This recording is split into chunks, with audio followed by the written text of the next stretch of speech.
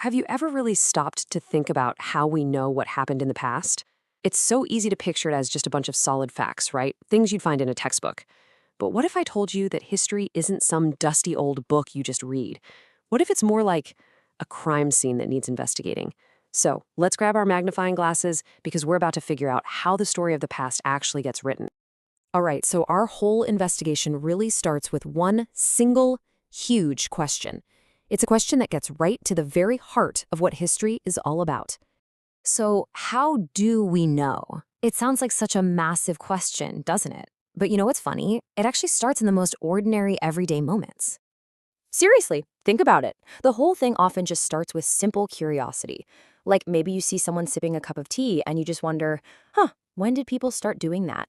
Or you're looking at a train window and you think, how on earth did people get around before trains existed?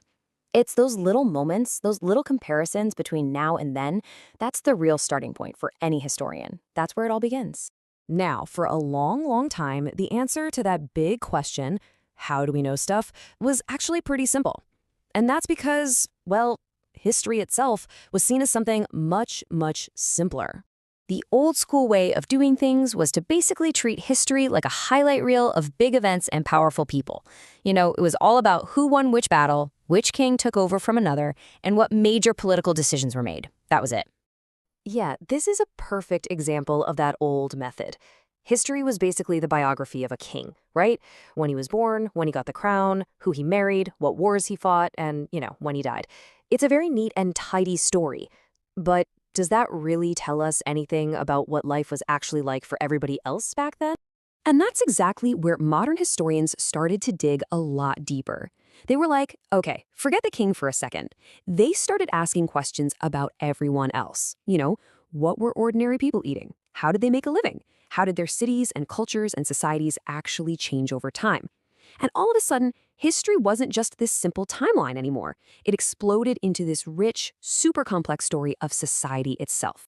And that brings us to a really, really critical point. If history is a story, then we have to ask the most important question of all. Who's telling it? Because let's be real, every storyteller has their own point of view. Okay, let's break down a key concept here. It's called periodization. Sounds fancy, but all it really means is how historians chop up the past into these big chunks of time, like the ancient period or the medieval period. But here's the kicker. The way they decide to label those periods, well, that tells you everything about their perspective. It shows you what they thought was the most important thing happening back then. So let's look at a really powerful example of this in action. Periodization with a serious agenda. There was a Scottish historian, James Mill, and he divided Indian history into 3 neat little boxes: Hindu, Muslim, and British. Now, the way he described it, the Hindu and Muslim periods were these dark ages full of despots and superstition.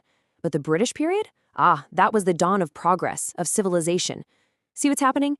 This wasn't just history. It was a powerful argument to justify colonial rule. And, this whole justification wasn't just in books. It was in the art, too. This quote here is describing an image that was popular at the time, made for a British audience. It literally shows Indians willingly handing over their sacred texts to Britannia, who's the symbol of Britain. The message couldn't be clearer. We're not here to conquer you, we're here to protect your culture. It's an incredibly powerful piece of visual propaganda. Which, of course, brings us to a pretty obvious question that blows a hole in that whole logic. I mean, can you really label an entire age Hindu or Muslim just because of the religion of the rulers? When you do that, you're basically saying that the lives and beliefs of millions of other people from all sorts of different faiths just didn't matter. It's a huge oversimplification, and it completely erases how diverse the past really was. Okay, so if one person's story can be that biased, where do historians even begin to look for solid evidence? Well, one of the most important places they turn to is the official record, the documents from the administration itself. And the British administration had a very, very practical reason for keeping such careful records. Their thinking was, if you want to rule a massive country like India effectively, you first have to know it. You have to measure it, map it, and document every little thing. And believe me, they put that idea into action on an absolutely massive scale. What you're seeing here is one of those surveys in progress. This wasn't just about drawing a few lines on a map. No way. This was a gigantic project to document and understand every single aspect of the country. We're talking everything from the quality of the soil to the local village histories. And the scale of it all was just mind-boggling. It went way beyond maps. They were doing revenue surveys in villages, botanical surveys, zoological surveys, archaeological surveys, anthropological surveys, forest surveys, and on top of all that, a full census operation every 10 years. They literally created a mountain of data. And this quote is so revealing. Think about this. When they built New Delhi, where did they put the National Museum and the National Archives, the home for all these records? Right next door to the Viceregal Palace, the absolute center of power. That location alone shows you just how important this whole act of documenting and record keeping was to them. Information wasn't just useful, it was a symbol of their power. So, you've got this mountain of official documents. It seems like the perfect source for a historian, right? It's detailed, it's organized, but it has one massive blind spot. So the real question is, what stories don't these official records tell?